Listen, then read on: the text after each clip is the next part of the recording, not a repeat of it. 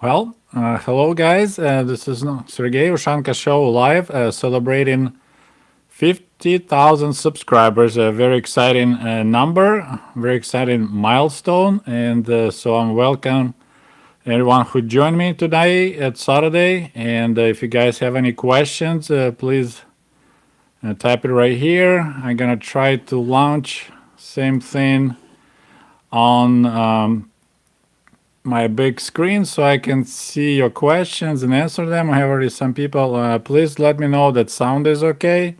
As always, don't forget to like this live stream. It will help a video to move up. Maybe we'll have some strangers that come in. We got the very first question from Silent Killer. Which president the USSR, let's see, what was it? Okay, which president USSR people hate the most? Well, USSR people don't hate any presidents because there's no more USSR. But I think generally Gorbachev is the most hated president from people who miss Soviet Union, because they think he destroyed that beautiful country, that life was so great. So I would say Gorbachev probably is the worst in that regards, although of course you start digging, some people pretty much right now it's Brezhnev, because that was the best life for regular Soviet person. Brezhnev was the best leader of the Soviet Union. And remember, we only had one president ever in Soviet Union. That was Gorbachev. Before that, there was no presidents. We have people joining from England. Svetlana, hello. We got Pennsylvania from Allentown. Hello, Tamara. We got some girls here today, which is exciting because my statistics shows we have only like 7% of viewers are from females. The rest is males. What are your thoughts on Gorbachev personally? I have mixed feelings about him. He was brave enough to attempt some changes in the Soviet Union, but he was trying to have it both ways. He tried to remain in power, like Communist Party remains in power, like give more freedoms, but still manage somehow to remain in power. And what reminds me what Gorbachev did. By the way, let me know if the sound is okay. I've got this gadget here, so I'm trying to make sure the sound is good. So, like if you see a dam that hold in the water has a lot of pressure, and he kind of tried to poke a hole in that dam to release the pressure, because as a leader of the Soviet Union, he knew about problems in the country. But what happened when you poke that hole, that stream of water just basically knocked him down and ripped the whole dam apart. That's how the Soviet Union went down. But realistically, it's not Gorbachev who destroyed Soviet Union. It was Boris Yeltsin. With his drive to be a leader of Russia and to remove Gorbachev as above him person, he's the one who actually pushed for the dissolving of Soviet Union. He invited Ukrainian leader Kravchuk, Belarusian leader, and three of them signed the agreement that we don't want Soviet Union anymore. So that's my answer on that. Quality of sound is good. Thank you. We got already 45 people joining. Thank you so much. As I said, $50,000 is $50,000. Not there's no $50,000. 50,000 subscribers is awesome. I also have a couple other milestones I would like to reach. I would like to have a 2,000 followers on Instagram. Right now I have like 1,800 on Ushanka Show Instagram. So if you interested to see pictures of from the Soviet Union, especially from my family, I have that on my Instagram. It's Ushanka_show. Oh, we got folks from India joining, people from California. Greetings. And also, I'll have 78 feedbacks on Amazon. So if you bought my book, American Diaries 1995 in English, even if you bought it from me directly, you can always go on Amazon if you have an account, and you can post your feedback. As I said, right now I have 78. It would be nice to have 100. I'm a kind of number guy. We have a Sweden online. We got Serbia. A lot of people from all over the world. Thank you for joining me today. and we'll try to answer a couple more questions. Someone says that Putin should be a president of the United States. Not a good idea. He'll probably, if Putin will be president, he will try to transfer Alaska back to Russia, and then probably try to take part of Mexico like he took Crimea from Ukraine. Yes, I'm updating my tech a little bit here and there. When people complain about sound, so decided to try this better microphone. Indonesia online, that's pretty cool. I don't know, people watching me there, that's pretty cool, very interesting. What is your position about Nagorno-Karabakh between Armenia and Azerbaijan? I don't really have any specific opinion on that. I need to look it up the history because somehow it's like it's populated mostly by Armenians, but it got transferred by Stalin, I believe, to Azerbaijan.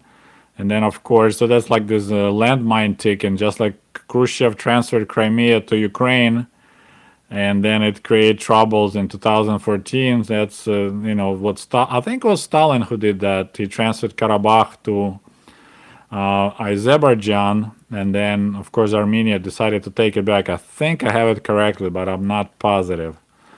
Somebody thinks Gorbachev was CIA agent. I don't think so. Did people of the USSR really support communism? Not really. I mean, we never lived in communism. We had only developed socialism according to what we were told during the Brezhnev times. Communism was promised by Khrushchev, but we never had communism, so no one really supports communism. I mean, there's the Communist Party of Russia, but they're not really popular. Most anything was told to you by Pravda. How much was it lies? Well, Pravda was the main newspaper of the Communist Party of the Soviet Union. I didn't subscribe to that newspaper. I won't say it was lies. You can always say, you can present differently the truth, and to make it sound like it's completely different. There's a ways of saying stuff that makes you think that completely different what actual fact is. So they did a lot of twisting. They didn't like lie in your face. They did a lot of twisting.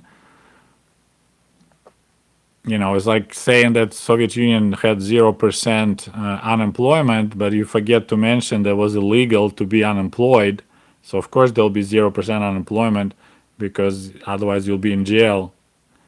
Same like if in America they would make illegal to be homeless, then all the homeless people will disappear because they'll get home in prison or they'll find their own home. So this is how Soviet Union was taking care of that problem. Okay, how did Soviet educational curriculum taught the Russian Empire, especially the Tsars? It was really like we didn't go deep in it. It was just pretty much pushing more about bad stuff. But I mean, there's not much good about Russian Empire besides it was just occupying territories steadily. But we had the крепостное право, I can't think how to say it in English. People, peasants were pretty much like slaves until Crimean War. So yeah, definitely Tsar system, one leader wasn't working really well. So, and then of course, then it was kind of saying that Russia was in really poor shape to say how much we improved during Stalin times. Okay, moving along, we got Finland here. Greetings. Got Canada.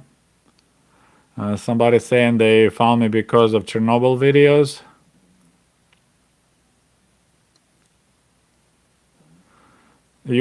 Somebody asking me about soccer, football. Yes, I used to be Dynamo Kiev fan a long time ago. I don't pay attention to sports anymore. Tomorrow we're going to have Super Bowl, but I even don't know who is playing, and I'm not planning to watch it. What do you miss about the USSR? That's like one of the most popular questions. I mean, I used to be young. I didn't have a gray hair in my beard. When you're young, you don't realize, you don't bump in those cage borders. Like, for example, if you go to the zoo and you see, baby lion, he's running around the cage and he's happy, a little pup. But you look at his parents, they look extremely bored because they know they're in the cage. So this is kind of what I see how in Soviet Union, and didn't bother me much. Is that when I was a kid, I had a great childhood. Felt really safe. I could go anywhere middle of the night and I wouldn't be afraid to be robbed or stuff like that. But people were doing a lot of drinking, so they know that they weren't super happy living in the Soviet Union. Otherwise, happy people don't drink heavily. And that was one of the huge problems. I'm planning to make videos about it. Did you ever get Western companies in Kiev? Yeah, I mean, we got McDonald's now, and that was one of my plans. That if I learn English and with my degree of electrical engineer, I can get a decent job as like Motorola or General Electric. But most companies, the first wave of companies that came to Ukraine after it became independent was pretty much cigarette companies, drink companies. So like Pepsi Cola was already there, but Coca-Cola showed up. So pretty much junk food, Nestle, but industrial, there's really no one showed up. Motorola came, and I think they tried to do the cell phone service, but there was so much corruption that they got upset, they quit, and they left Ukraine. So didn't work really well. Okay, we got a first donation. Thank you, AB. How do you see Putin Navalny situation play out? I don't know if the guys familiar. Navalny is like opposition leader. He was running for president several years ago, but they made him not eligible to run for to be a president because they come up with some criminal case. If you ever been in prison or had some criminal case, then you're not qualified, right? I'm not sure how valid that case that he did some financial machination. I mean, everyone was doing that in the 90s, but it's disqualified him to run as a president for the position of president because, Putin doesn't like any opposition. And it's pretty much, I don't know if you followed the whole Navalny drama, but since he announced that he wants to run for president, he pretty much, that's what people went after him. Russian KGB, FSB, they tried to poison him with this Novichok chemical, and they ended up almost killing him not long ago, putting inside of his underwear. It's really weird chemical that you can't trace it. You die like literally from heart attack. But he is keep on fighting, and currently, I mean, he's a brave guy. I mean, he almost got killed. He got recovered in Germany, and he came back to Russia, and he got arrested right away and placed into prison. They gave him like 2 years for some old criminal case, but it's really spun up the whole country. So I think what he's doing is like Nelson Mandela style. He wants to be kind of this victim and to trigger the country to rise up and remove Putin. And of course, he comes up with these videos. I strongly recommend to check his channel. He has some amazing videos when he discovers corruption. Like he just showed this giant palace that was built for Putin on the Black Sea and other stuff. So I wish him luck. I don't think, I hope he will succeed. So yeah, but I think what he's doing is like Nelson Mandela style to become, what is the word trying to think? It's not the victim, but there's a, anyways, like, this saint that got killed for the good cause. So he's definitely trying. I'm not sure he will be able to fix Russia if he become a president, but he's definitely trying to fight corruption. We have a donation from England, from Great Britain. Some people always slap me when I say England. From Svetlana, thank you so much. We got some pounds. We got some pound town going on here. Finally, someone shared the same opinion of me on Russian Empire. At the moment, what things do you remember being taught in history while you lived in USSR? Well, we had different history. There was like a modern history, there was ancient history, then history of the USSR. So there was several histories. not like one subject. So we were jumping 1 year, we're studying, for example, ancient history, there'll be Greece, Rome, ancient Rome, and then we'll jump to history of the Soviet Union, and then of course it starts from 1917, and they'll mention a little bit of Russia. So it was really said, not really much positive about Russia. And to think about it, Russia lost war with Japan in 1905. You know, this is pretty bad thing. For if you look at the size of Russia and size of Japan, to lose that war is just like ridiculous. But that's what happened in 1905, and that's what actually kind of triggered downfall of Russian Empire. They lost war with Japan, of course. Then World War One just really knocked out the country, and the revolution started. That's pretty much what I see as if you're familiar with Marxist theory, that socialism only can socialist revolution can happen only in developed industrial country, like at that time was Germany, maybe France, England. But actually what happened, socialist revolutions happen in countries, agricultural countries like China and Russia. So World War One created Soviet Union, Soviet Russia, and World War II created socialist communist China. So in that respect, Marx was wrong. Okay, let's see, we're moving along. There's a comment, Gorbachev looks like a decent person compared to Putin. I agree so. I mean, I was happy initially when Putin replaced Yeltsin, because Yeltsin was such an embarrassment for the Russia. I mean, guy was always drunk. That was just embarrassing. I mean, even for me being Ukrainian, I was just like, this is such a shame. The whole family was corrupting the country. They were taking bribes, and we had this whole bunch of oligarchs, super rich guys were running the country. So then Putin came and he started actually putting a couple of those rich guys into prisons. So I was happy for that, but it turned out to be he was pretty much like, well, you start providing kickbacks from what you do, or you go into prison. So that several people who thought they can fight Putin, like Berezovsky, Khodorkovsky, those guys end up or running away out of the country or going to prison.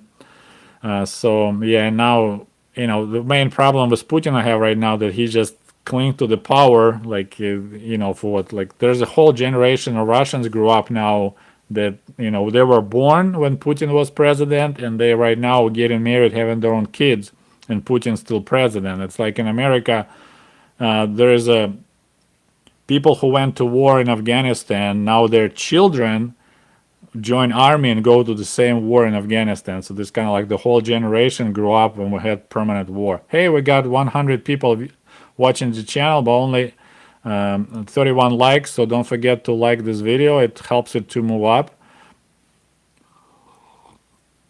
And once again, if you like my channel, like my work, you can always follow me on Instagram, Ushanka_show, and I would like to get 2,000 followers there. That'll be great. Hey, we got viewers from my home country of Ukraine, from Ivankiv.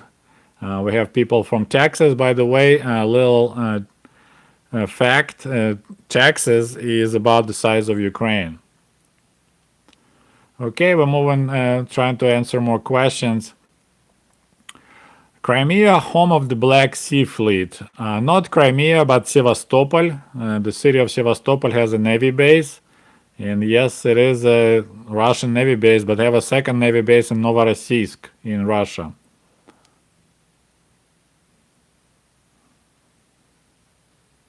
Why didn't they create like puppets candidates that look like real to make elections? So this is about my recent video that we had just one candidate, why they didn't bother. I honestly don't know, like, they maybe were afraid that if they put fake candidate, people will be so tired of the same OO that they'll vote for it. So I don't know. All right, we got another donation from Comrade AB. He's feeling generous today. Thank you so much. I don't speak Russian, but Putin always seems evasive, defensive when asked very simple, straightforward questions. Poor body language. What are your thoughts? Well, first of all, I might say something really weird, but if you go into Google Images and you start comparing Putin like face in the last 20 years, you'll see quite bizarre things. You'll see that people, he looks like a different, like it could be close to 6 different Putins right now. There are some people who track Putin twins or doubles, and it looks like there's a total of 6 different Putins. One of him is more Asianized, or maybe there was a bad Botox injection.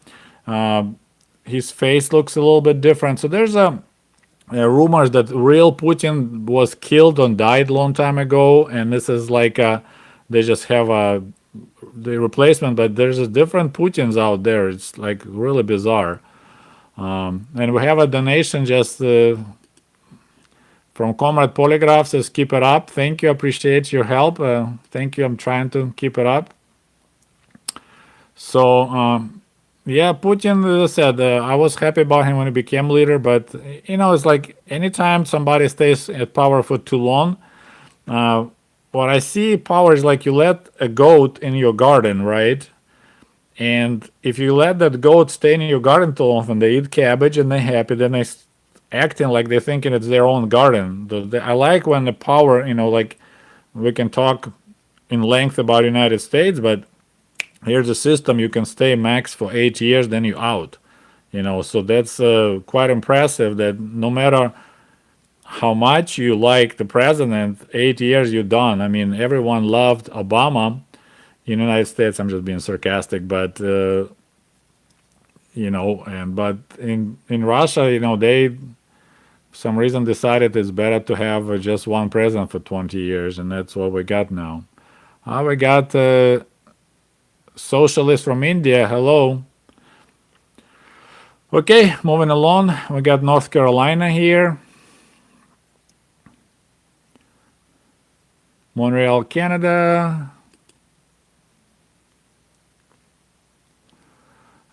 Somebody thinking that Yeltsin was actually CIA asset. I don't know. I really doubt. But he definitely got people excited. But, it went downhill really quick after he became a leader of Russia. And I don't think Yeltsin expected that, like other republics like Ukraine, and they just want to go their own way. They thought they're just going to kind of move things around, just have a different name, but still he'll be the leader of the new Soviet Union, but it didn't happen. What were you doing when you hear about Chernobyl disaster? I have a whole bunch of videos about it. I don't want to repeat it all over again. I lived in Kiev, Ukraine at that time, and we didn't hear much because our government didn't want to tell us the truth. But I was 15 going on 16, 86, no, 14 going on 15, and I was finishing the 8th grade, and then didn't let us to leave Kiev because we had our finals. Okay, so now I want to see if anybody paid attention when they read my book, American Diaries 1995. See if anybody recognized this thing. Well, Americans should recognize this. And I decided this will be the way I gonna celebrate 50,000 subscribers is by trying this drink. So this is called, Americans call it Zima. In Russian language we say Zima, and Zima means winter. So when I came to America in 1995, I was in a bar, which I hated going to American bars here in Michigan. It's so boring. A bunch of John Deere farmers there sitting drinking beer. But there was a advertising on the wall, like in bars, they have a Budweiser and, Busch and other beers. They had advertisings. And it was this one for Zima. And I was really shocked because it's like, why they have like a drink that sounds like Russian drink? So I was so curious about it, but I never tried it. And then they discontinued this drink, so they quit making it for a long, long time. And then they just come up, I think last year or 2 years ago, they decided like, hey, we're celebrating 20 years or 25 years. It was a chick drink in the 90s. So they made some and I bought it because I was so curious, and then I forgot, so it was sitting in my fridge. So today, right now, I'm gonna pop it open. It has a little alcohol, 5%. So I finally, so from 1995, how many years is that? It's what, 26? We're gonna try this and see what it tastes like. Although a lot of people told me in order to enjoy Zima, you need to put some candy and let that candy to dissolve, like so. All right, so here we go, celebrating 50,000 subscribers. Thank you guys. Cheers.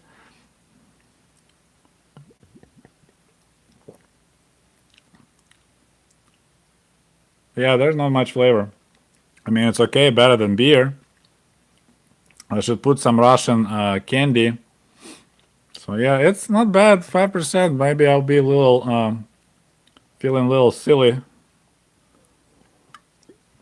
But yeah, this is, see, I changed a little bit since 1995. So my curiosity finally was that expression, curiosity killed the cat. Put some Skittles in. You see, some people know what they're talking about. So yeah, I'll probably will try different flavors. But yeah, на здоровье. Спасибо всем. Thank you very much, everyone who subscribed to my channel and following. Yeah, I guess I like it better. I hate beer. Taste of beer is horrible. All right. But now, since we started the little alcohol, I want to show you something else.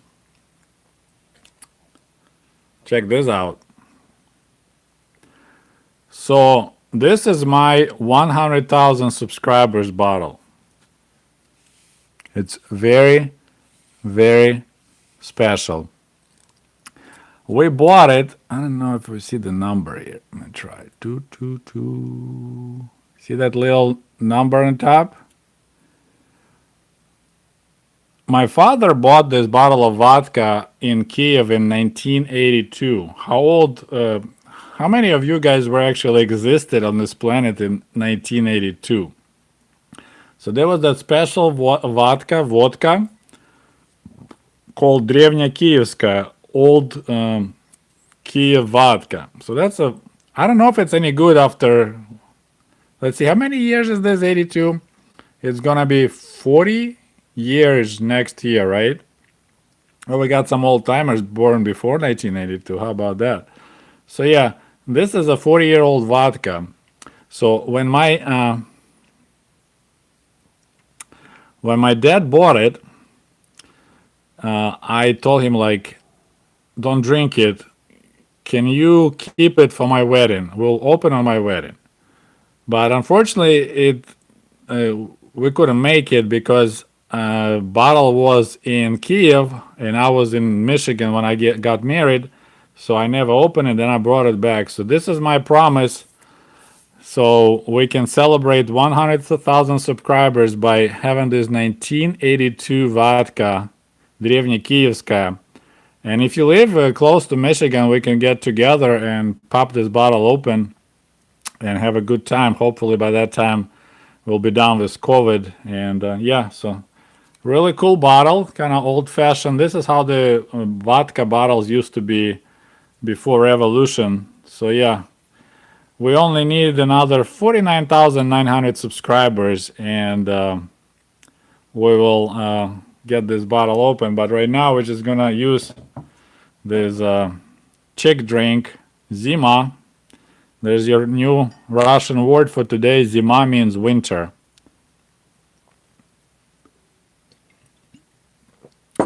Okay, well, back to the questions. I hope I still will be remembering my English. Let's see where we're at. I wish the US could have socialism. Yeah, you don't. Alisa writes, you have such a nice international list of subscribers. Yeah, it's actually, I have right now 50% is United States, and then we have, it's changing. We have Canada, Sometimes Canada second place, sometimes it's Australia second place. Then we got Great Britain, we got Germany, but 50% is the United States. Okay, we got a huge donation of $20. My goodness, thank you so much. Over in some thrift shops in the Pacific Northwest, so that's United States, you can find a bunch of those bottles. In some areas out here, after the fall of the USSR, we had a lot of Eastern Europeans migrate here, so you can see them sometimes. No kidding. Are they full or are they empty? Because the empty bottle is not as valuable as...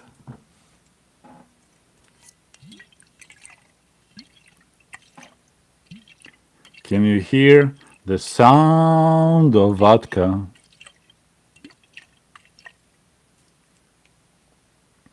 My wife told me, don't sing it. Don't ever sing it. Oh, we got Kit Kat. Thank you for your donation. She said it's cool. Yeah, empty bottles. I wonder how much they want for empty bottles. I want to say thank you donation from Joseph from, looks like he's probably from Great Britain because he donates in pounds. Congrats, Sergey. Great content. Please keep producing. I truly enjoy making these stories. So, yeah, thank you so much. And actually, I don't know if you notice, I have right now, so I got an email from someone from China. And as you know, China is kind of not really happy about American social media, so they have a Chinese firewall and there's no YouTube in China. So the guy wants to make my videos in Chinese and post it in local bilibili.com. So that's he's working on making some of my videos available with Chinese subtitles. Kevin, hey Kevin, thanks for donation. Is my book on the way? Look forward to it. It's not on the way. It's actually probably be one of these ones. I need to sign it. I was planning to run to the post office, but I had to do this live. So Monday morning, first thing, this book will go. I also have I'm shipping 3 books to Russia at the same time, and another one, because this is my original book in Russian about 1995. This is my Russian still. I'm working on English version, 1996. So you see, I used to have a really nice blonde hair when I work as a lifeguard all summer long. So I'll be shipping quite a few books on Monday. So Kevin, your books will be on the way on Monday. Sorry, I couldn't get out today. Didn't work with this. Wanted to make sure we have this chat to celebrate 50,000. But yeah, thank you for buying my book, and you will find some surprises inside. I won't tell you what you're gonna find there besides signature, but you're gonna find some surprise you're gonna like. Okay, moving along. Questions about alcohol. Have you tested Norse meat, by the way? Nope, I didn't try those. When it comes to alcohol, I usually just buy vodka. I like some wine, and then I use Irish cream as the creamer for my coffee.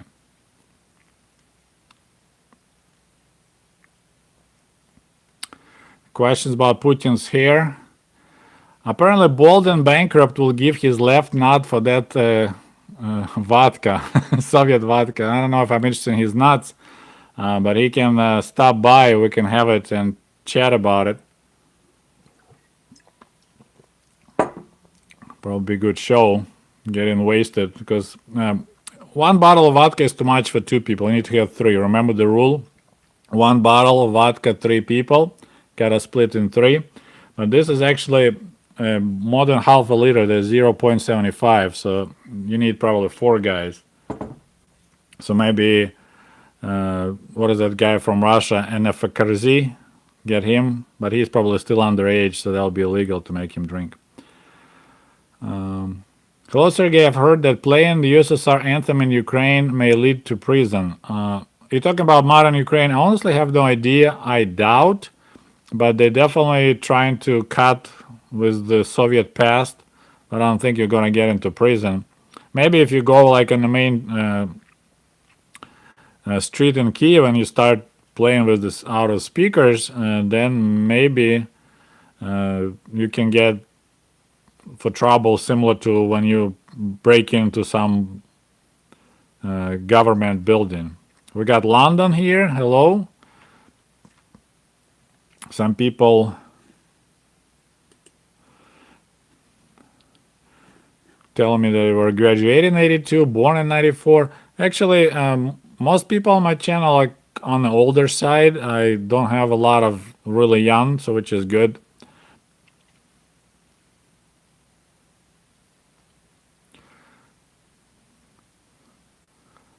My first car was a Lada. Wow. Yeah, I never had a Lada in my life. So we will see. Okay. Sorry, I'm just trying to catch up with the questions. It's sometimes jumping here and back in there.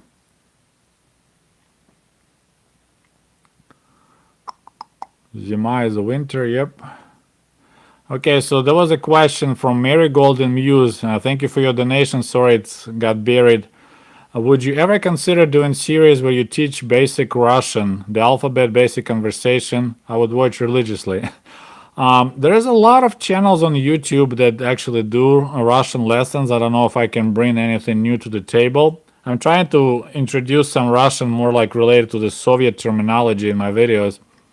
Kind of planning to open TikTok channel just for that. So because I don't want to mix stories about Soviet Union and the topic of Russian language lesson, especially if I'm not really Russian. I'm Ukrainian and my Russian is not proper. It was I have accent. It's called Southern Russian accent, Govor. I speak Russian differently than Russians. And then, of course, since I live in the United States for so long and I speak here most of the time in English, now I started building my sentences in proper, more like English way. Now I won't be dancing on TikTok. I just want to make like lessons of Russian language there. Just kind of separate YouTube from stories of Soviet Union and stories stories and the lessons of Russian language. But I'm trying to introduce a little bit here and there the words that probably I think would be useful. Okay, what else we got here? We're talking about Putin again. Hello, I'm Dutch. Following your channel for a while now. Now I see you live streaming. As someone from the West, I would like to know what you think of Navalny Putin. Okay, we already answered that question. I wish Navalny luck. In Russia, there's a mixed feelings about Navalny. A lot of people hate him, but there's a big following for Putin. People they would like to have they like stability. Like 90s scared a lot of people because it was so bad. So they liked what Putin did. He kind of got everything under control. So if Russia won't have so much natural resources like oil and gas, Russia will be in trouble a long time ago. It just high gas prices and oil prices helped Russia to plow along and actually do pretty good. It was enough money to steal for the government and still had enough crumbs for the regular people.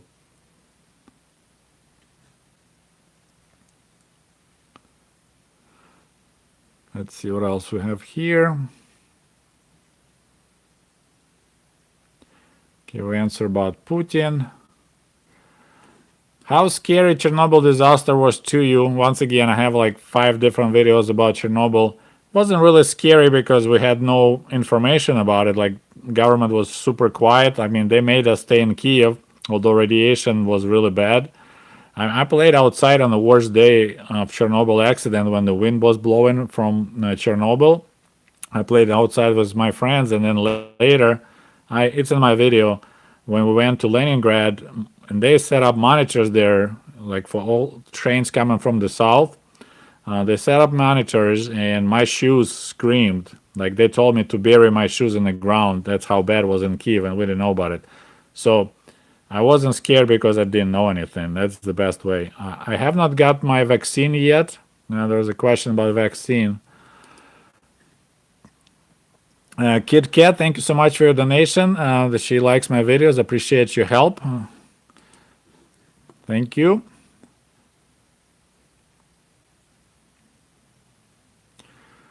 Okay, let's see. We got another donation from Will.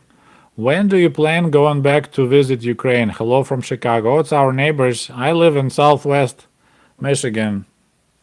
You know that you live in Michigan when you use your hand to show where you live, right? So we have a thumb. There's UP. So I live in southwest corner of Michigan, so not far away from Chicago, about 90 miles. I would like to go this summer, but of course it all depends on the situation with traveling. I was going like every year since my son Oliver, he really liked going to the village, pick mushrooms and hang out. So we were planning to go last summer, but of course with COVID and everything else, couldn't go. So I would like to go, but I'm not sure. Definitely would be nice to travel again.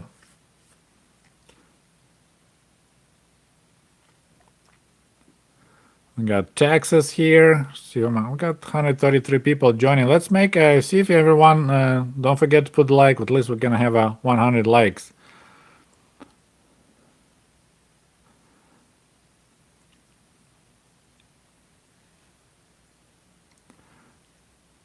There's some people considering that'd be a good idea for Texas to break away from United States. Every time there's a Democrat it becomes a president, there's a talk that Texas needs to go away.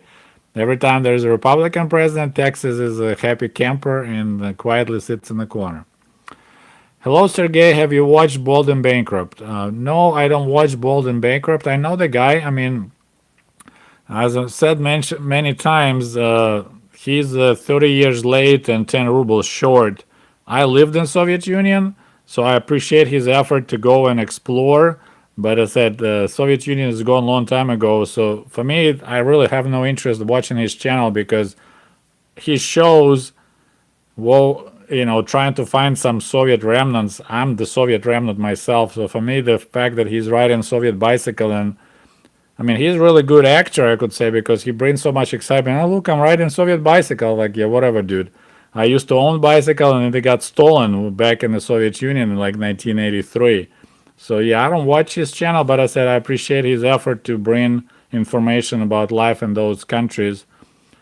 So yeah, it's I don't have any interest in that.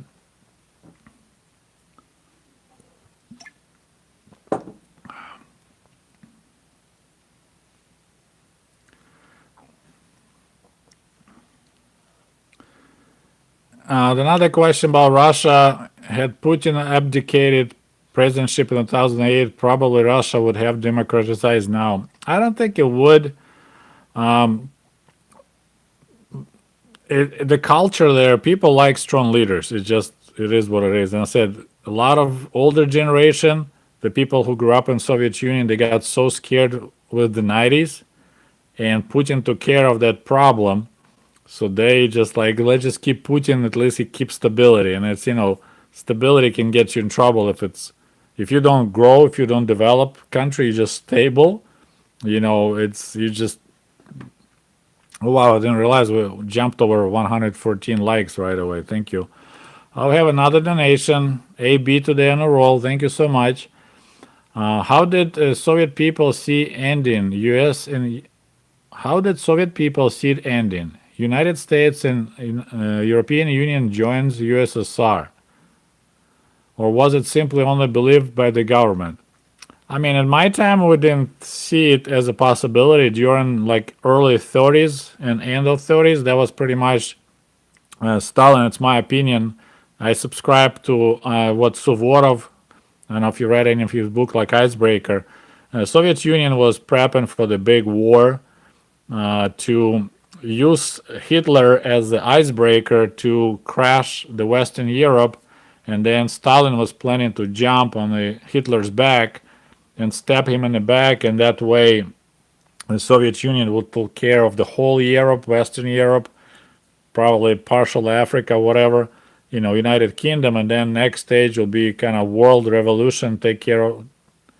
It's not like United States will join Soviet Union. Soviet Union come to you and invites you to join them. Like they made Baltic states to join Soviet Union in 1939 or 1940. They made Bessarabia join. I think Stalin had big plans for the big war. That's why so many millions of Soviet people starved to death, because he was confiscating grain and selling it to the West so he can buy equipment to build more tanks. So all that was giant preparation for big war. But fortunately for the Western Europe, Hitler somehow found out about the plan, so they managed to beat Stalin. I said that's what I believe, by like 2 weeks. Uh, there's some opinion that Stalin was planning to attack Germany in July, like July 6th, and Hitler attacked Soviet Union on June 22nd. So he beat Stalin just by mere 10 days. And in military, it's pretty much pictures like one guy was the giant hammer getting ready to hit you in the back, but you managed to stab him in the stomach in that moment because you're not prepared to defend yourself. And that's what Hitler did in 1941. They attacked in the worst possible time for Soviet Union. That's why we lost millions of people. We lost supplies. We lost tanks. I mean, in 1941, the Soviet Union had the biggest army in the world. We had 20,000 tanks. We had more tanks than the rest of the world combined. So Soviet Union was getting ready for some big, big action. It just Hitler managed. I mean, he had no chance to win against Soviet Union. If you look at the size of Germany and size of the Soviet Union, there's no way. And he just managed to prolong his existence till 1945, but in the end, still Soviet Union took over, and then we had a half of the Europe under Soviet control, all the way till 90s. So that was the plan, but and later, of course, I guess the plan changed, and during Brezhnev era, we started talking about peace in the world, and then trying to help any country that say we are socialist, trying to spread socialism that way through the like third world country. So we spend a lot of money supporting different regimes in Africa and Asia, but nothing come out of that. Except, I mean, the only success you'll say China, right? Because Soviet Union helped a lot Chinese to win, communist Chinese to win. Okay, how much did the USSR pride themselves in nuclear power? During my days when they never talked about it, the only pride about nuclear power was our nuclear icebreakers. That was the big deal. Like, we were the only country in the world that had nuclear icebreakers, so that we were proud that we using nuclear energy for the peaceful purpose, right? I mean, we had nuclear submarines just like United States, but the only country in the world that had nuclear icebreakers was Soviet Union, so that was the pride. Have you ever visited Dugaradar? No, I never been in Chernobyl area. I lived pretty close in Kiev. It's like maybe 70 miles south from Chernobyl, but no, I never traveled there. Okay. There's a question. So I was talking about when you elect the president, you let the goat go in your garden, right? And somebody commented, goat like Biden. No, I say goat Trump was trying to stay in the garden, although it was his time to leave the garden, and he just wanted so bad to stay there. So yeah, that goat, that's what actually scared me about Trump. I never voted for Trump, and I never voted for Clinton in 2016. And if Trump will make his several promises, I probably will vote for him again. Like, my main thing, he promised to stop endless wars, and he never did. He announced probably later, like, hey, I didn't start any new wars, but I was like, come on, you promised to stop endless wars. And the way I see it, you're dating a girl, and she's like, you want to marry me? Like, hey, like, make me a president. And you tell her, like, hey, I know you have 4 boyfriends besides me. And she's like, well, if you marry me, I will quit with those 4 boyfriends. those useless wars. And then 4 years later, you're asking your wife now, your president, like, hey, what's up with those 4 boyfriends? You still dating them? And she's like, well, you should be happy I didn't get additional boyfriends. I didn't start any new wars. I'm still banging those 4 guys, but you should be happy that I don't have a guy number 5, a guy number 6. So this is what Trump did. He promised one thing, and then he turned around like, well, you should be happy I didn't start banging more, So like promise was different.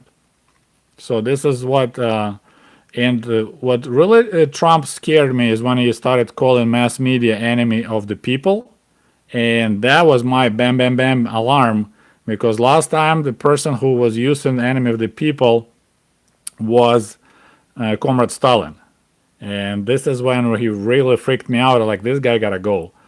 He's really likes to be dictator. He's so in love with dictators. Like, he loved Putin for different reasons. I think, like, if you talk about who was a KGB agent, it's Comrade Trump.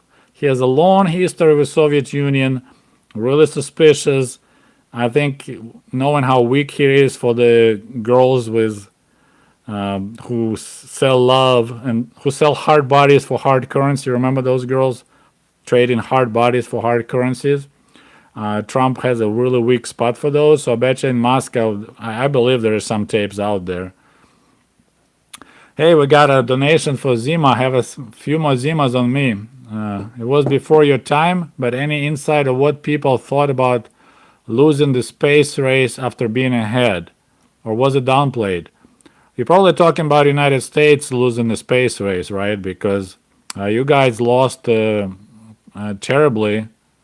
The Soviets put the first satellite, Sputnikov, in space. Soviets put first human in space, Gagarin.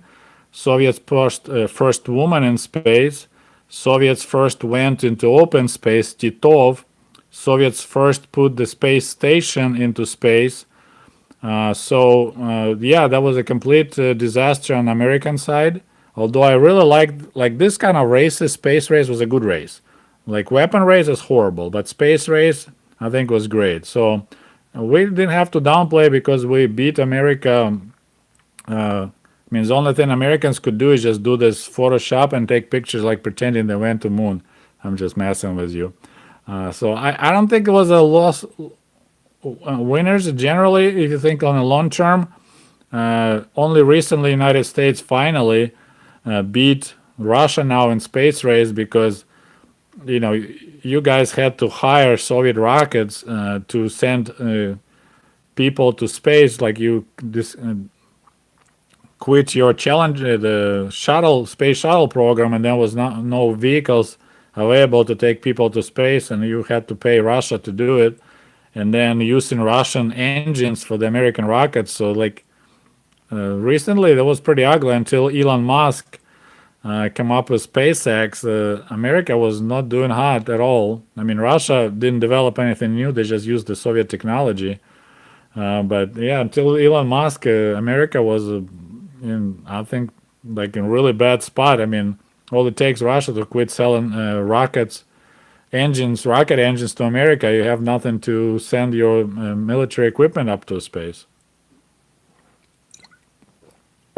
So yeah, we never saw as like we lost space race.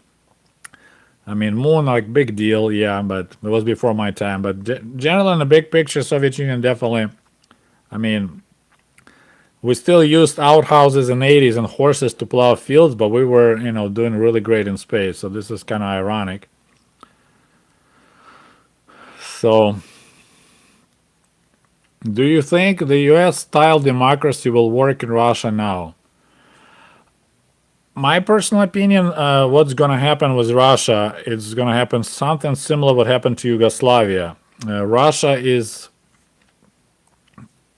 the way the country is, it's just so much, there's so many republics, there's nothing to do. It's just a heritage from the old times when the Russia was occupying, Caucasian area.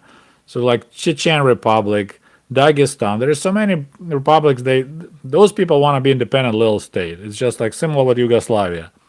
So sooner or later, Russia will have to just I hope peacefully to come apart. There'll be like central Russia with Moscow, and then there'll be Siberia, because there's some regions they have so much natural resources, but they live so poor because everything goes to Moscow, and then from Moscow it goes back. So, like United States, the taxation system goes differently. But there, everything goes to Moscow first, then Moscow started sending money back. So you have some areas that being donated, supported, and other areas live poorly because all the income goes to Moscow. So that's what I think going to happen to Russia. I know a lot of people don't like what I say that, but it's just the Russia is just such a hodgepodge of these areas that definitely. Okay. Trying to find another question. There's a lot of comments.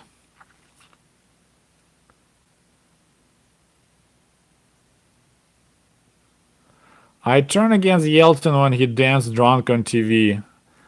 Yeah, the guy really, in the end, was just embarrassment, like truly embarrassment. There's a video when he's cracking some joke or something, and Clinton is like laughing his head off. It was embarrassing. It was just. It wasn't on purpose. He was always drunk, or it's just suddenly he became drunk. I'm not sure.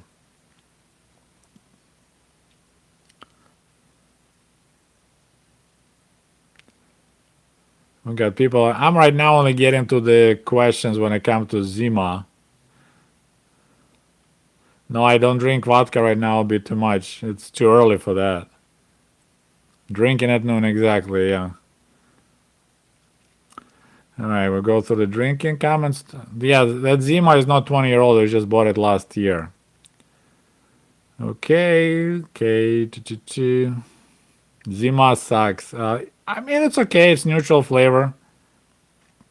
I thought it'd be worse. I watched some videos, people trying it, and they were like, it's not bad. Better than beer.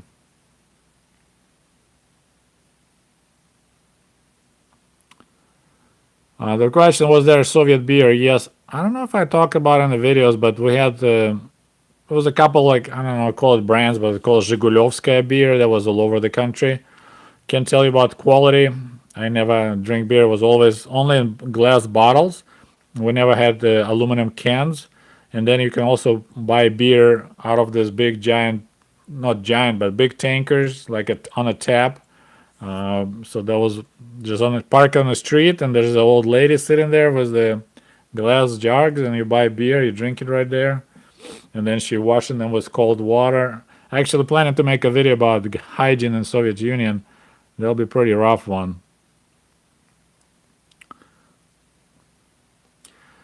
Okay, we have a lot of comments, not many questions, so that's good. I guess I already answered a lot of questions there. We just jumped. Sometimes YouTube throw me backwards and I'm just going through the same stuff that I went before. Got Sweden online. I'm glad to see that. I wonder if we get total of 400 people. We have 153 right now watching. What do you think about USSR invading Afghanistan? Well, when I lived in USSR, we never invaded Afghanistan. We were asked to come and help Afghan people. So the official term was internationalny dolg, international debt, or like international duty. So Soviet Union performed its international duty to help its neighbor. So it wasn't like, hey, we invaded Afghanistan. And for a long time, we went there in 1979. So for a long time, we didn't know anything about it. It was like, if you see something on TV, oh, look, we're planting trees along the highway. So we built this highway for Afghan people, and we're building trees in a local kishlak or aul. So that was always like, hey, we're just kind of making sure everything was okay. So there was no. And we got donation from Alicia. She is American in Finland, I believe. Happy Saturday. Thank you for the donation, Alicia. Appreciate that. I hope you have a good winter there in Finland. So yeah, for a long time we had no information what was really going on, and that people getting killed, and there's actual war going on. So yeah, I have some articles from late 80s when they finally started publishing, and that's when things got ugly. And of course, there's rumors because there were dead bodies coming.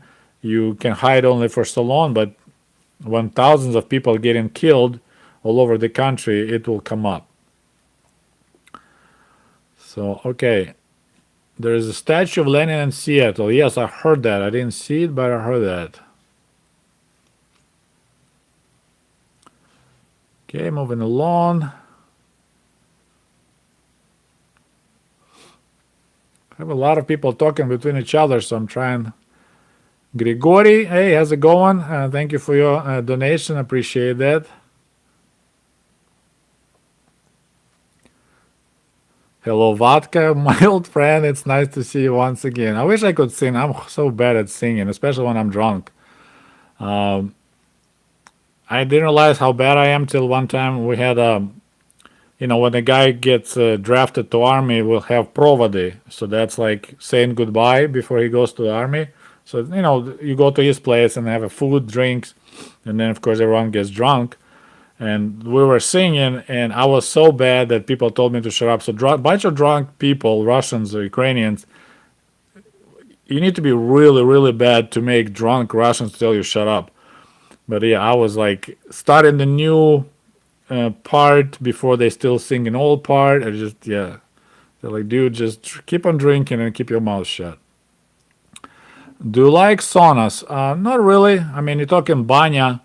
I could do it, but not really big fan. Never thought it's great to sit there and sweat and then jump in the cold water.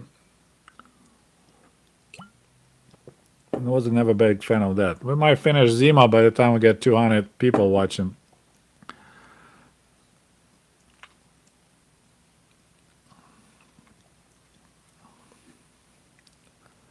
Your younger self looks like a boxer from Rocky 3. Are you talking about Dolph Lundgren? I'll break you. Yeah, when you're single and you have a good summer job and then you're doing a lot of push-ups, then yeah, you can. Even my eyebrows, my God, I see like even those got bleached. Like you could tell it's not fake hair because even my eyebrows are white. But yeah, actually it's funny. This guy's name is Demetrius.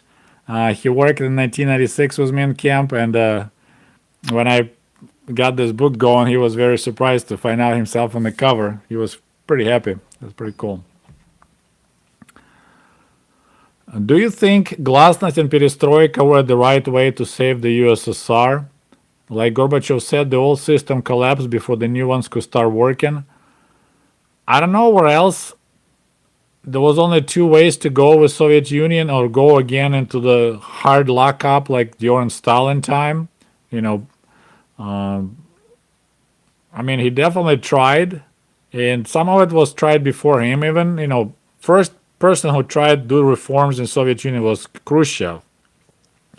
A lot of tankies call it revisionism, but that was Khrushchev. He tried, and when he saw how things started going, he kind of clamped up again. They call it Khrushchevskaya ottepelь, so it's like Khrushchev thaw. So people could make movies, write books, but really quickly he realized, hey, this is getting out of control. So Gorbachev did again, same thing. So you could tell there was the same persistent problem, but definitely wasn't much fun living in Soviet Union as an adult. Like as a kid, I was okay, but like my parents, I mean, there was struggle. You have a family of two people, both work, both union members, that we barely could make ends together. In all time, I mean, tight was money. I didn't have a lot of clothing. I had only couple pairs of shoes. My parents managed to save 5,000 rubles in 20 years. It's not considering housing was so cheap and some basic food stuffs were so cheap, but we still were so poor. So yeah, it's I don't know what you know I guess Chinese learned from Soviet Union and they managed to do perestroika, but without glasnost, right? They kept everything under control, but like this whole Chinese firewall that there's no foreign social media available, so they keep information under control and let the country. I mean, it's a capitalism under communist party control. It's pretty weird combination there. It's like the hybrid economy there. I told my dad you said Soviets feared Carter and thought Reagan was a clown. He was unsurprised. Brzezinski understood that part of the world better. Well, it just, I remember this is my first recollection when I was old enough to kind of remember about election in America is when, I think it was 1981, when Carter lost and Reagan won. And it was kind of like this, hey, hopefully we'll have some better relations with America because Carter was horrible. And it's horrible. We're talking about, Soviet Union went to Afghanistan. And of course, then we had the Russian Soviet Olympics in 1980 was a boycott, and there was other boycotts. So there was like really tense situation. So they thought if Reagan comes in, instead of Carter, things will get better. But of course, they didn't. Okay, we got another donation. Thank you from Core Hazard. Thank you so much for supporting my work. Thank you, guys. Appreciate it. Okay. That's another good question. I'm planning to make a video about it. How afraid were people of the KGB during Gorbachev era? Well, what you need to understand about KGB, it's like fishermen. KGB was looking for specific fish. There's only specific people who create trouble, not all population. Look in the United States. There was a specific people who went to storm Capitol, right? There's specific people who rioted in Portland, Oregon. So they knew who create trouble, like it's usually intelligentsia. So if you looking for rainbow trout, you don't go fishing into the lake, like a small lake or pond or swamp. There's nothing there, right? You can't catch rainbow trout. So for the blue collar workers, like we care less. Like there was nothing like, oh my God, the KGB's listening. We didn't care because like blue collar, yeah, those guys, they might talk some stuff about the government, but who cares? Now writers, movie makers, intelligentsia, kind of, academics like Sakharov.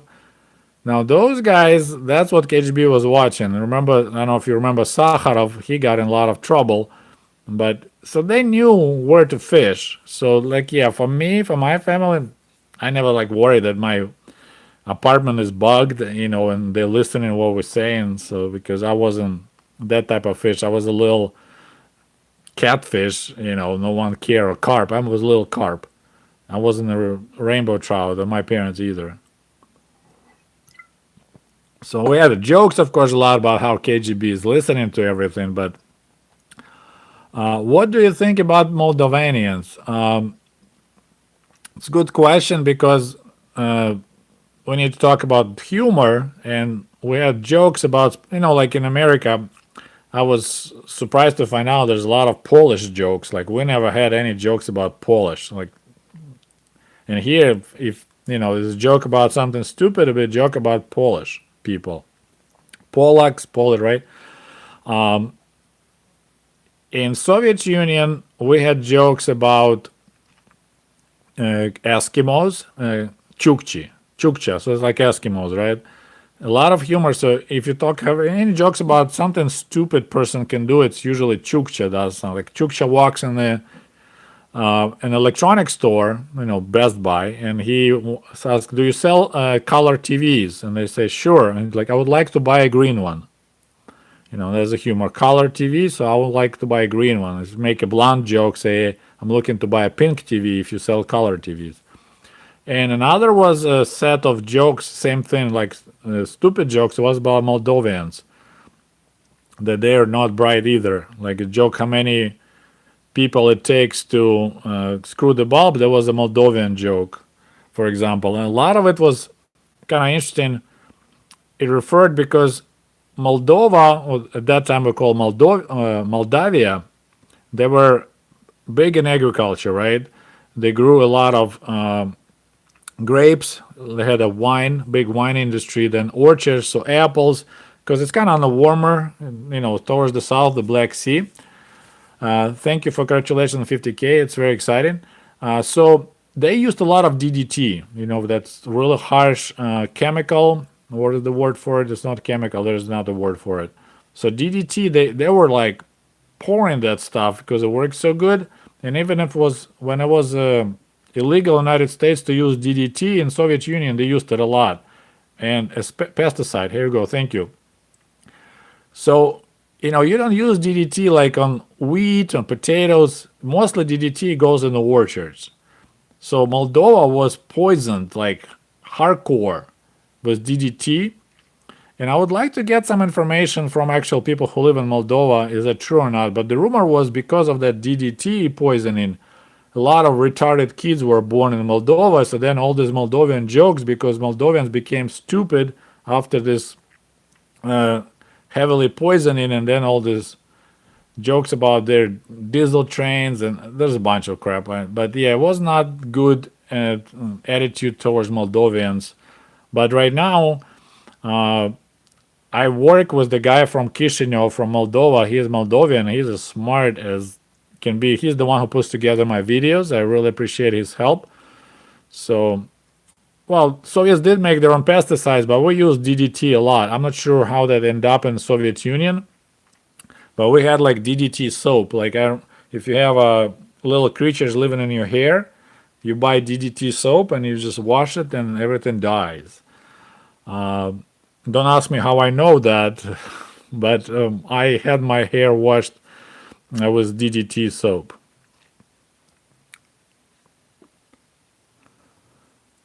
Okay, see what else we got for questions.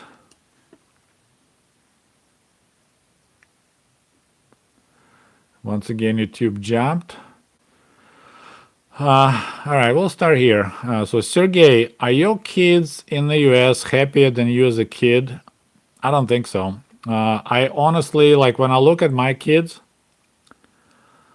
I feel bad for them. Mostly because, I live out, I'm saying in the country, so we like in a suburbia, right? It's a small town, Berrien Springs, P.O. Box 96. If you would like to send me some cool postcard from your country or from your town, it's Berrien Springs, Michigan, P.O. Box 96.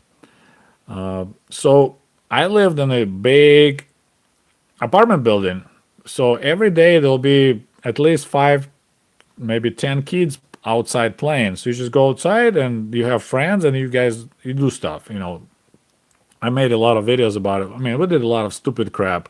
I'm surprised I'm still alive. But it was not hard to find someone to play with.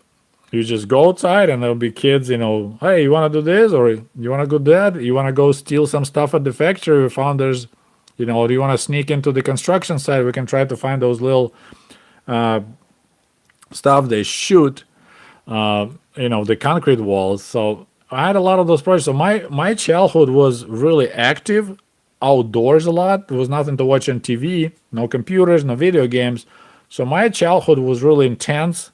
Like, I did a lot of fun things. Here, if you want my kid to play with other friends, you need to put him in a car and drive somewhere. Like, our neighborhood is kind of more older people. There's not really enough young kids to play with. So they like, I'm bored, like lifestyle. They have way better life. Like, I lived with my family sharing one tiny room, right? They all have each bedroom, their own bathroom, not own, but they shared bathroom. So like comfort wise, their life is way better. But of course, they just take it as for granted, right? But like interacting with other kids, my childhood was way more intense, way more fun. I had so many adventures and all that. So I think my childhood was better, but in different perspective. But then when you're a little kid, you don't realize. Like, we shared a room with another family for 5 years, like same room, same tiny room, two families, and didn't bother me much because I didn't know any better that other people can live in their own apartment, you know.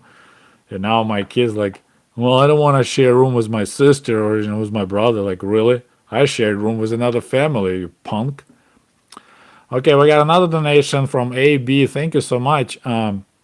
If Carter was reelected, do you think the USSR would have collapsed sooner?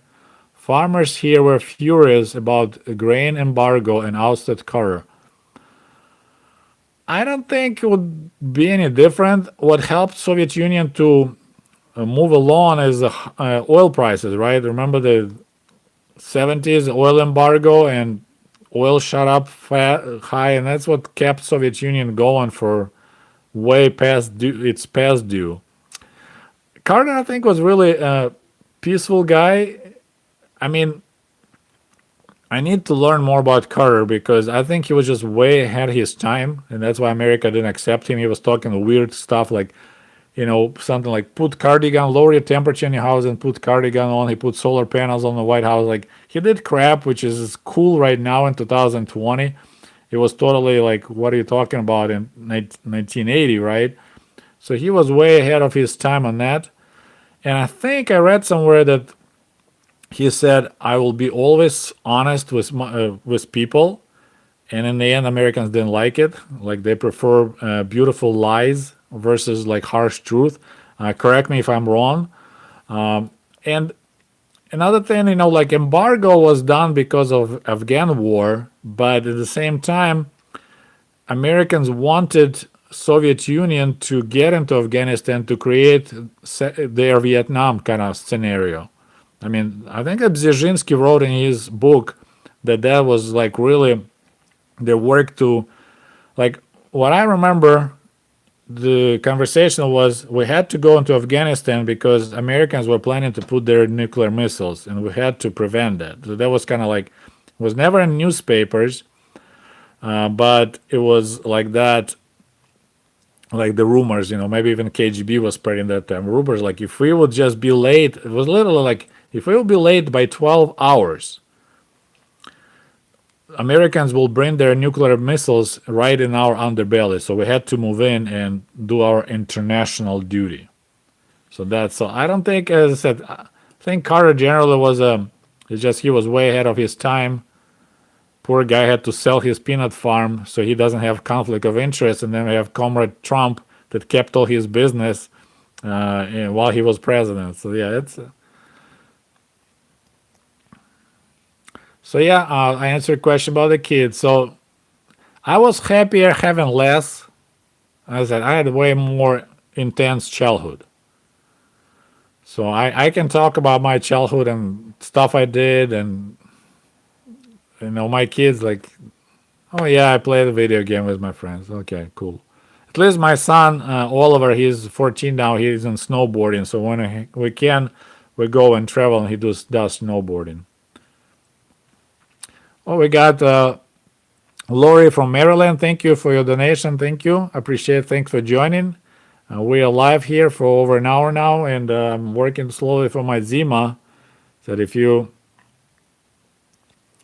familiar with this drink, that was mystery drink for me from 1995. So today I'm celebrating, and I discovered what this mystery was about.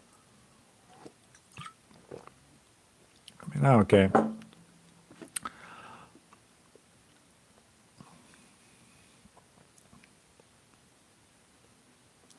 There's an interesting comment. Thank you for taking all the intercosmos cosmonauts into space, including ours, Vladimir Remek.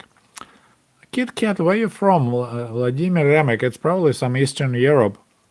So yeah, if you know, Soviet Union has this program, Intercosmos, and they were taking people from friendly countries like India, I think China, Vietnam, and they were launching people in space, and that was part of this. So that was a lot of countries, it's a lot of like national pride. Hey, our guy was in space. So Soviet Union did a lot of that. I'm not sure how much United States did. They probably did some of it. What was it to be a youngster in Ukraine? Well, in Soviet Union, said I had it great, and I have a lot of videos about it.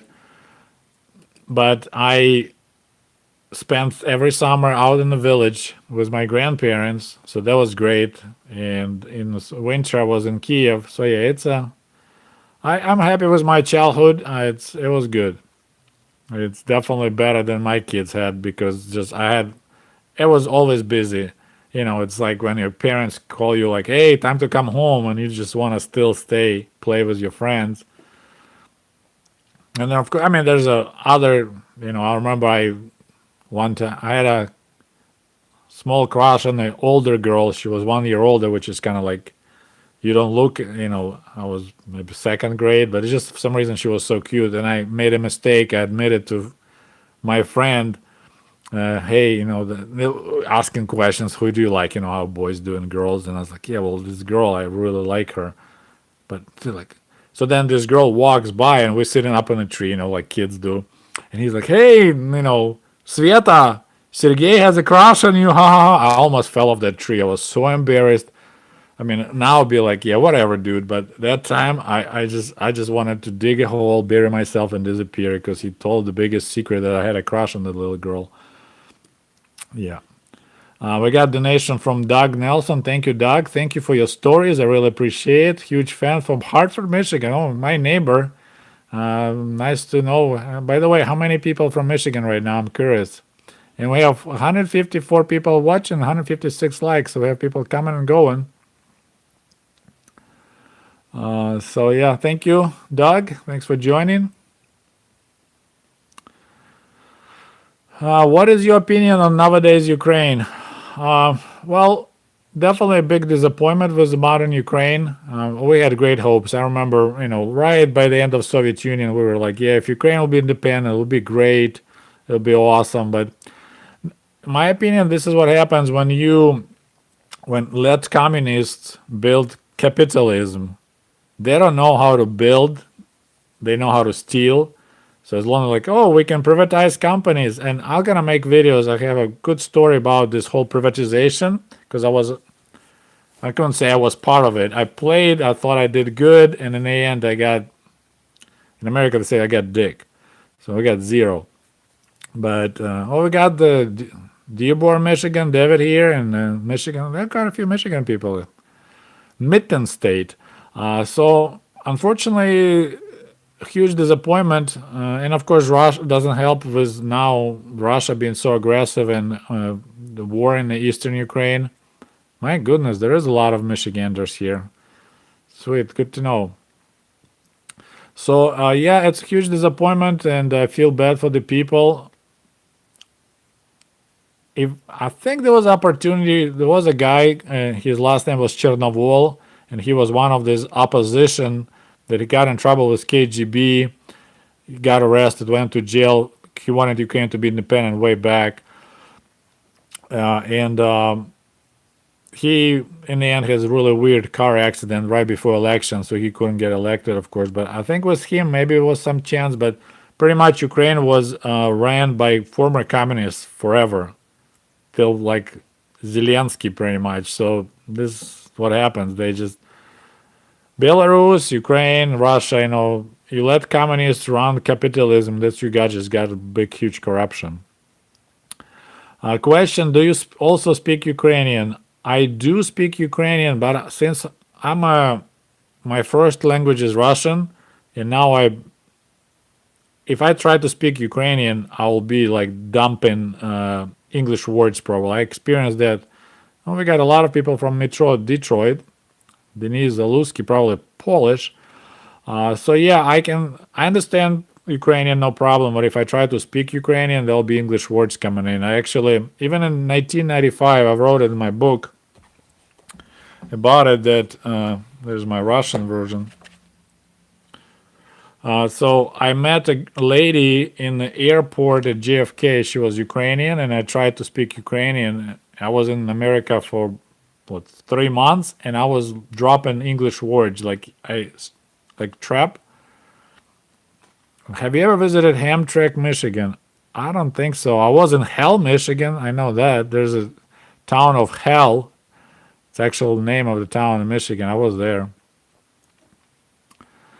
Yes, I'm having a glorious day. Thank you. We got the comment here. Hope you're having a glorious day. Question about movies. Let's see. Why do Soviet filmmakers used to separate movies in two parts, even if it was normal movie like romantic comedy?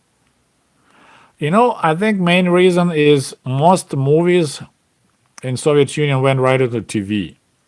They were too long to show as a one piece, so they did two series. Like a lot of movies never seen movie theater. Like it was just made and it was just right away on TV. Same year. We didn't have like in America here. They're trying to milk cash out of the viewers. Most of the time, Soviet movie it just getting produced, is getting paid by the government, and it goes right into the TV. Like most shows we watched, it was right away on TV. Never was in a movie theater. So that's probably the main reason. And for example, like there's the American movie The Day After Tomorrow, but not about the climate crisis, way back about nuclear war. It's like 80s, I think, movie. They like it so much they bought that movie and they showed us on TV. That was the first time we watched like American movie on TV. That was a quite experience. Uh, tu- tu. What do you think about GameStop and AMC stock trading? I watched it, but it's kind of funny that people, big boys who hate regulation, as long as they got overplayed by the Reddit crowd, suddenly they're like, we need to have regulation. We can't afford market manipulation. So when the big boys manipulate the market, it's totally cool, but and they don't need regulation. But somebody else does the same to them, then suddenly they all need regulation really bad. So yeah, it's those double standards as always. People want to make money and don't want other people to make money. But it's pretty cool what they Reddit did to. I mean, they lost billions of dollars in their short trading. That's pretty impressive.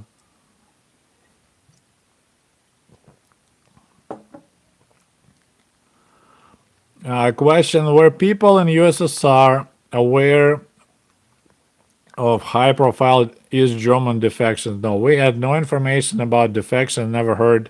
Like even Berlin Wall wasn't mentioned ever.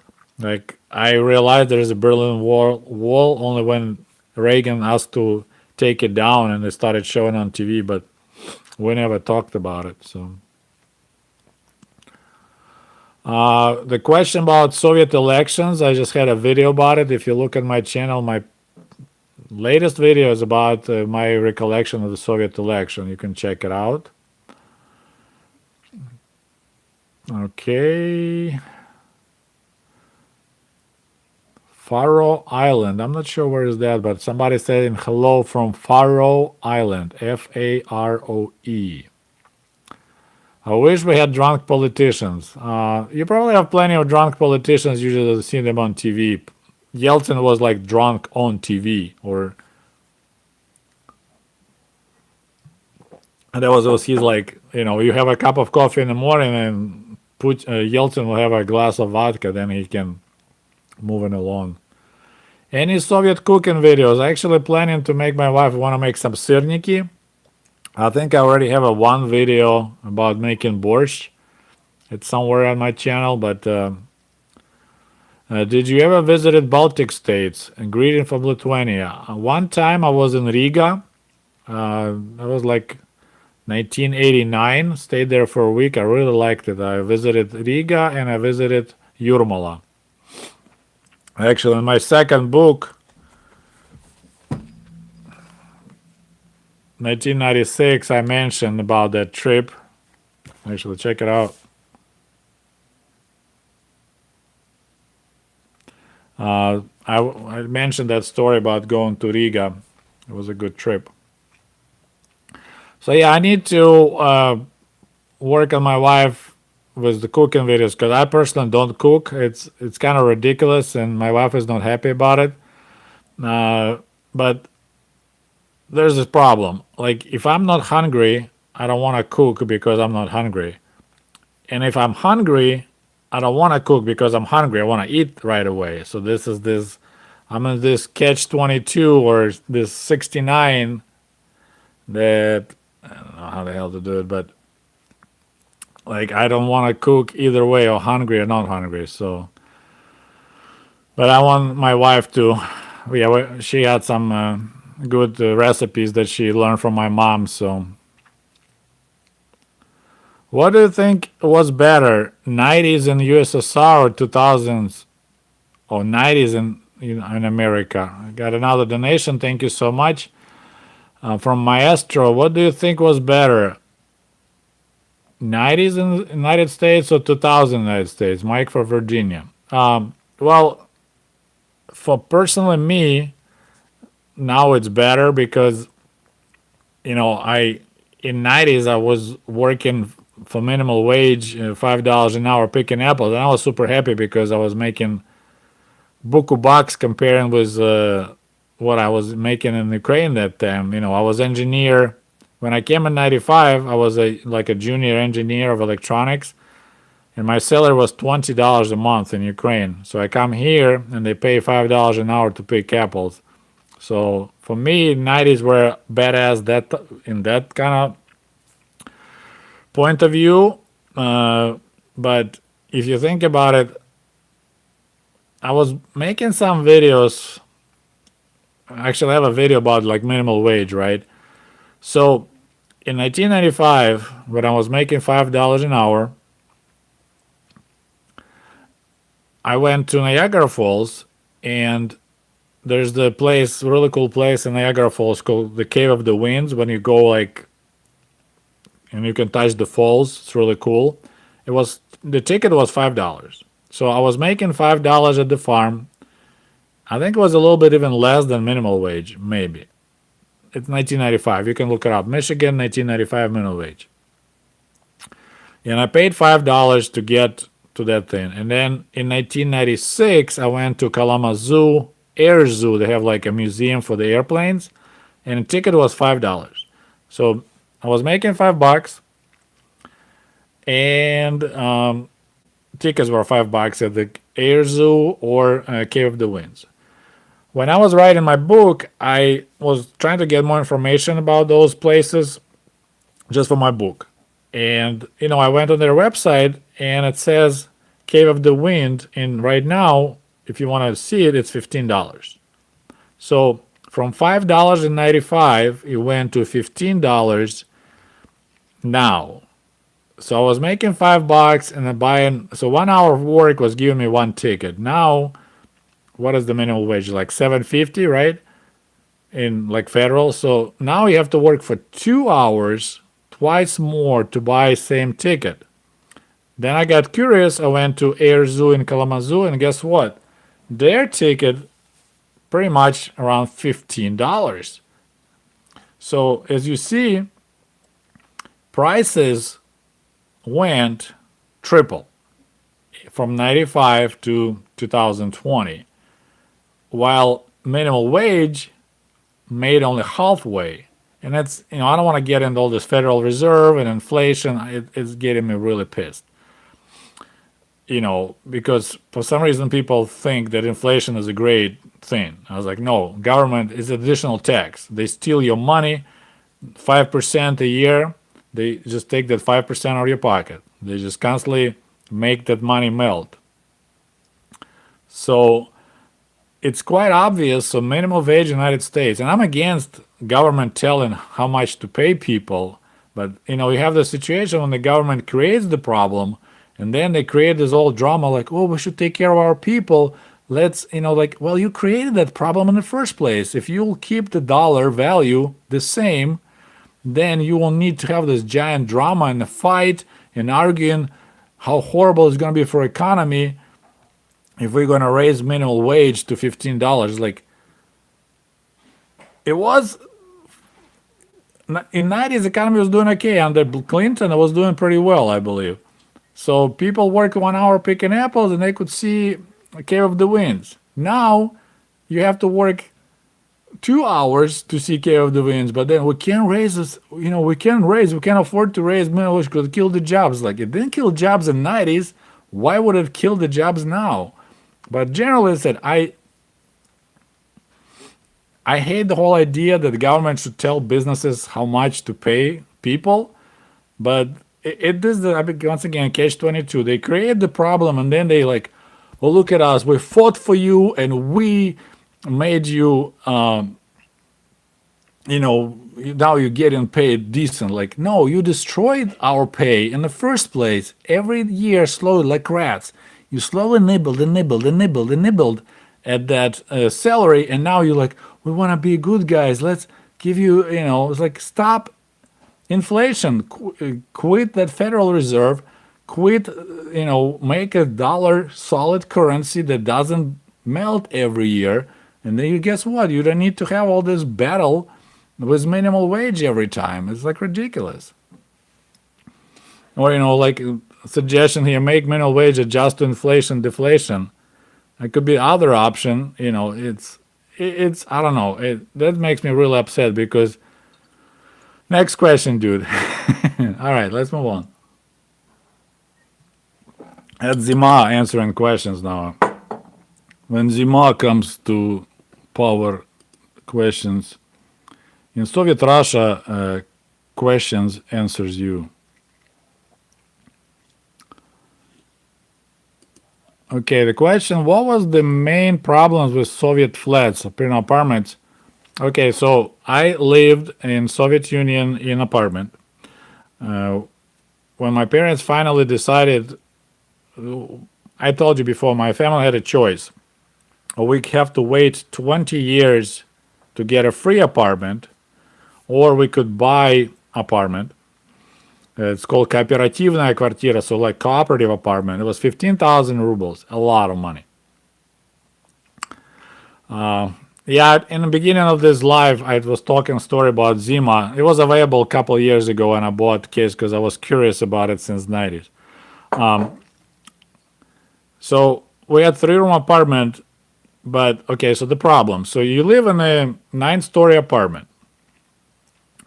Couple floors above you, someone is doing dishes, and they'll plug the sink to fill it with water. Then suddenly phone rings. So a lady goes, answers the phone, water is running. Overfills the sink, and guess what happens to the people below? Or you leave the water running, and then you need to go you realize, like, hey, I need to go and buy something. So then you got one or several floors below will get flooded. You come to, I have a friend of mine, he had some drunks living above them. So he'll get, start the bath, and then he pass out on the couch asleep while he waiting for the bath to fill.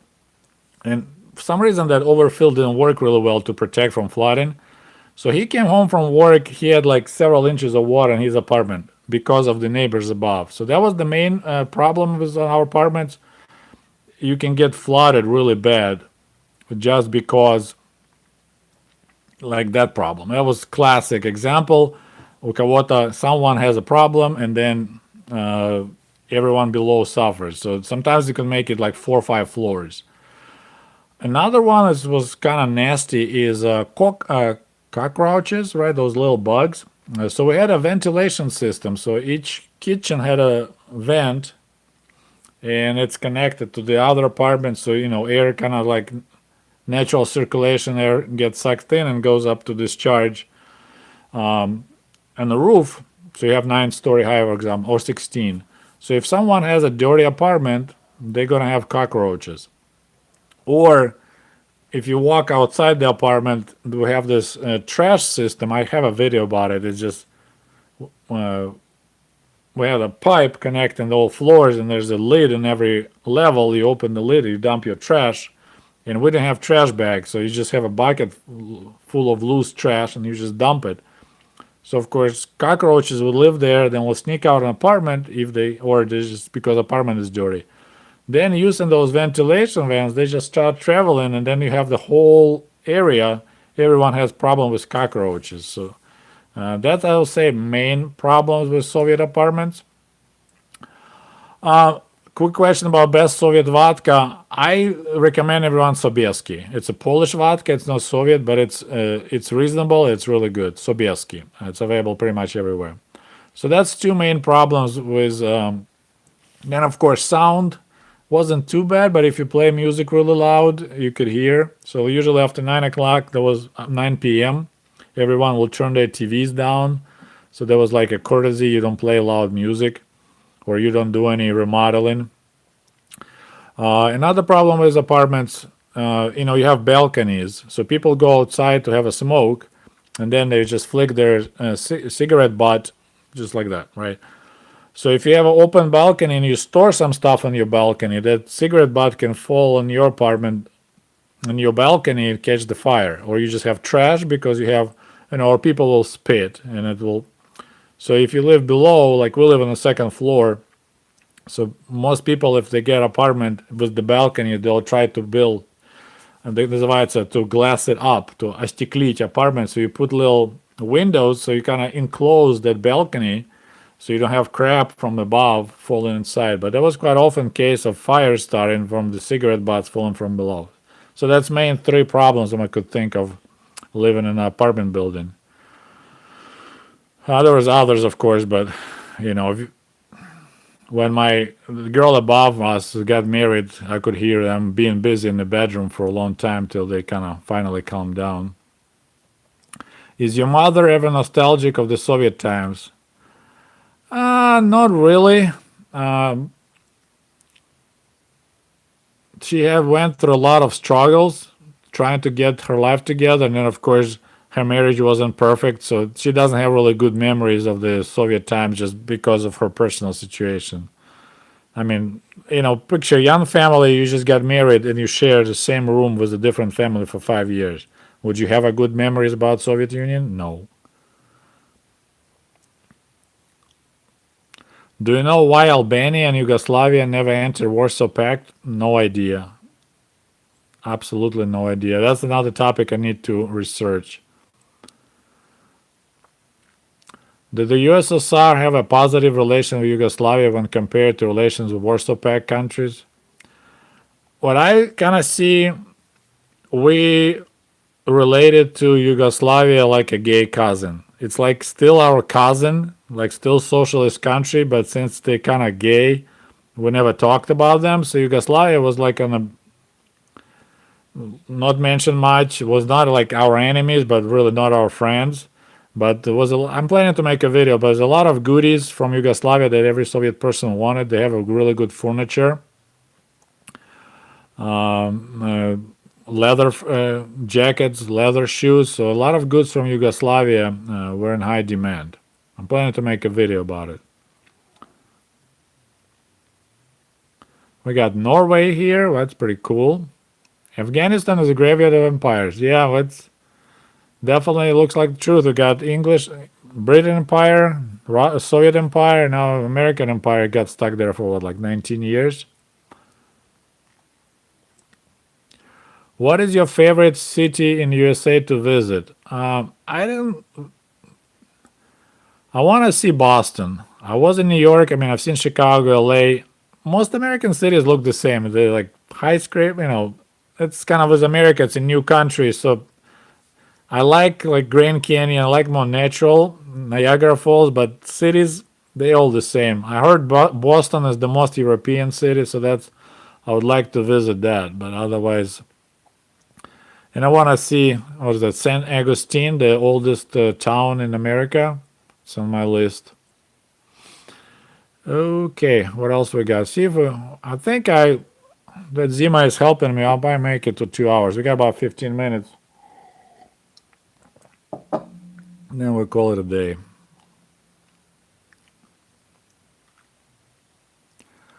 Sergey, in the USSR, if you wanted to be architect or a lawyer, was it? Yes, if you have some inspirations, like government didn't tell you what you're gonna do. After you finish high school, you can try to get into the college to be architect or a lawyer, but you need to be smart enough or have connections, blood, to get into that college to pass the entry tests, exams. So, but yeah, there was no problem. You could try to do whatever you want. Like I have a friend of mine, he ended up getting to college in Moscow to become, university in Moscow to become a diplomat. Really hard to do, but on the second try, he managed to do it. How effective is Zelensky as the president of Ukraine? I don't think he was effective at all. He tried to struggle with corruption, but he failed miserably, as far as I know. I think he's not popular anymore. People were extremely disappointed. Well, people expected too much from him, and they became extremely disappointed. Do you still remember living in Khrushchevka? So Khrushchevka is the apartment, these really primitive, basic apartments that were built during Khrushchev times, and I never lived in Khrushchevka apartment. My uncle did. Uh, they kind of crappy because it's 5-story high and no elevator. So if you're old person or a handicapped person, you get apartment on the 5th floor, you have to climb 5 stories all the time. I guess it keeps you in shape. In Moscow, they right now being demolished. They had like 50 years they could stay. So, how many Russians and Ukrainians here on channel now? So there's a good question. So if you are Russian or Ukrainian, let us know. I'm kind of curious. I think there's a couple at least. Could you buy gold or silver in USSR? Yes, there was 2 ways you can buy it. You could go to the store. We had Ювелирный magazine, like a jewelry store, and you can buy rings. You can buy coins, but rings, like whatever. Then you can. Were some markets that were semi-illegal, not black market, but you could go there. It was like for collectors, and then you can buy like silver coins from Russia or gold coins. We got Tanya Radionov. At least one Russian is here. Okay, papa.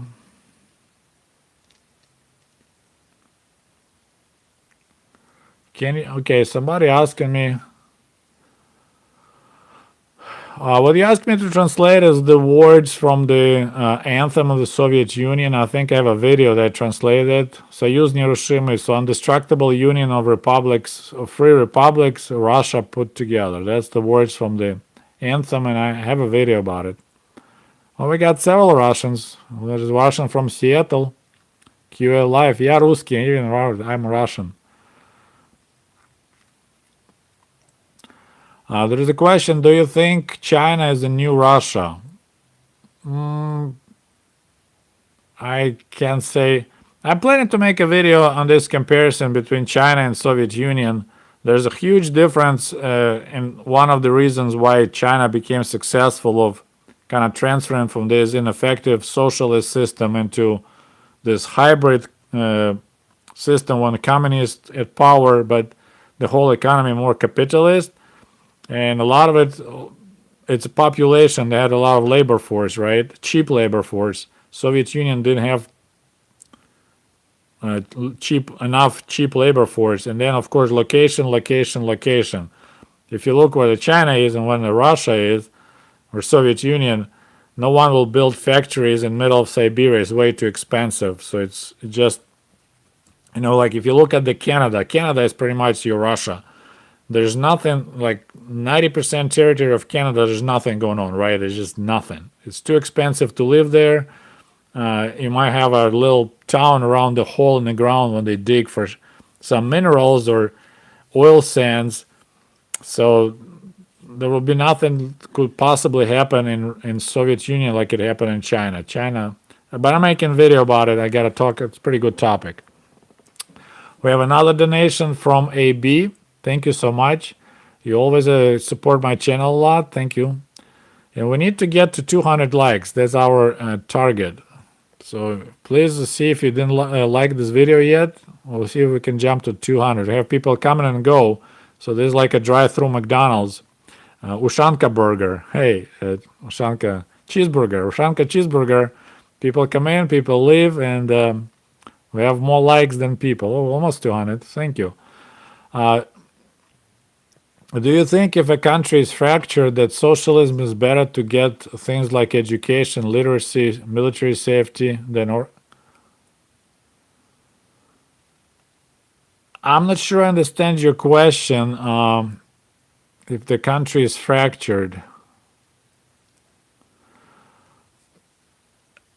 There's a lot of socialism programs in America. I mean, people don't realize, like, we pay for our school, like schools are free, initial education, right? There was like no one pays for that, well, through the taxes.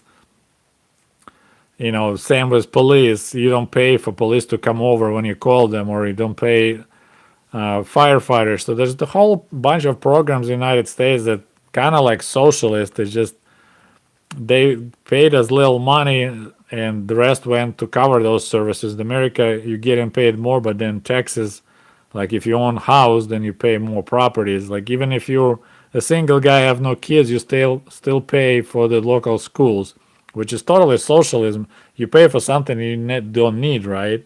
You're required. If you don't pay property taxes, they're gonna come over and take over your house. So yeah, there's whole talk about socialism, and then you have social security. Then you pay people to be unemployed. In Soviet Russia, you go to jail if you don't work without valid reason. In America, they pay you money to be unemployed. So there's, in some regards, America is more socialist than the Soviet Union. So, but I think main problem, of course, is hey, we got over 200 likes. Thank you so much, guys. That's awesome. So we're gonna have 10 more minutes, and then we'll be wrapping these things up. And later, I'll check the questions. If I find something good questions, I'll make a separate video, because usually it's more questions than I can catch up. I'm right now only getting to the Chukchi warming up in a refrigerator jokes, and that was like probably an hour ago. Yeah, pesticides via Moldova. Wow, we are behind. My goodness. Let's see if I start from the bottom. Hi, I noticed you spelled the end of your last name. It's not my last name, it's my pen name. I did that on purpose because it's Sputnik is very Soviet, and off it's like Americanized version like Smirnov. So that was the idea. I made that name up, and fortunately it was available. So I'm Sputnikov with 2 F's, and I actually have a website, sputnikov.com. That's where you can order my book. So yeah, it's not my real name, but it's my pen name, or there's other words for it. Let's see what else. We got Yugoslavia here. Gorbachev says the only way Soviet Union would be like China if Chinese people live in it. If we have that many Chinese people, it was possible. I mean, okay, so I want to tell you what if you remember Lenin, I think it was Lenin, a long time ago, he said, because capitalists are so greedy, they will sell us the rope that we're going to hang them with. So that was the concept. As long as we have money, we'll give money, we'll buy. We got Tracy, thank you so much. You always enjoy your content. Thank you, and keep up the great work, Sergey. Thank you, Tracy. I appreciate it. Thanks for joining me. So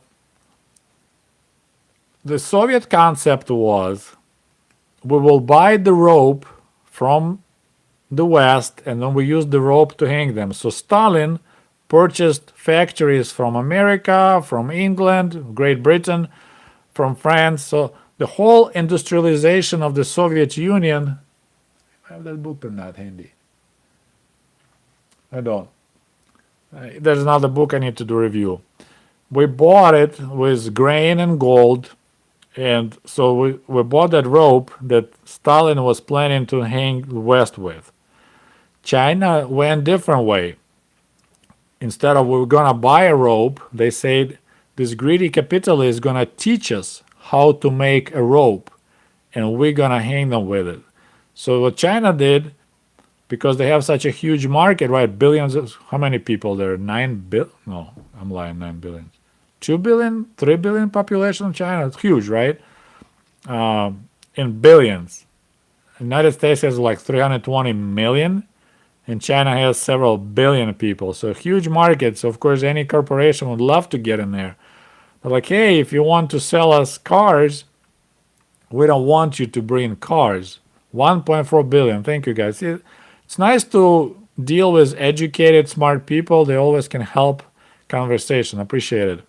So we'll go up to 1.5 billion. See if we have more. So you know how the China works. Like you want to make cars in China, sell cars in China. If you want to bring cars to China, tax is really high. So they're like, hey, you need to set up factory in China. But guess what? You can't just put the factory there. You need to find a local company and have a joint venture So you transfer technology, you transfer know-how, you build put the factory there. So you teach Chinese how to make the rope, right? So you teach them how to make cars. Now Chinese cars like all over the world except United States. Like you go to Russia, you go to Ukraine, I see these weird looking cars. I'm like, what the hell is this? Is it some Great Wall or Cherry?